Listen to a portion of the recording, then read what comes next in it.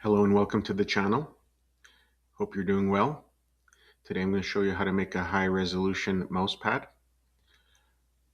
You can select landscape and letter size. I'm using A3 right now, but that's just so you can see it better.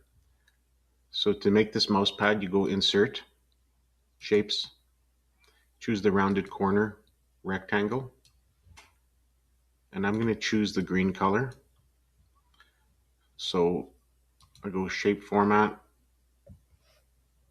and then I go here to Format Shape. You can also right-click Format Shape on the object, like so. Go to Fill, go to Pattern.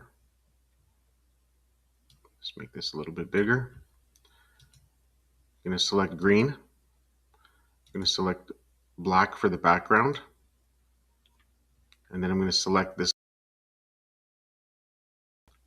Now all you have to do is print it. You can laminate it. You can glue it to a backer board or piece of wood, whatever you wish. And that's it. Thanks for watching.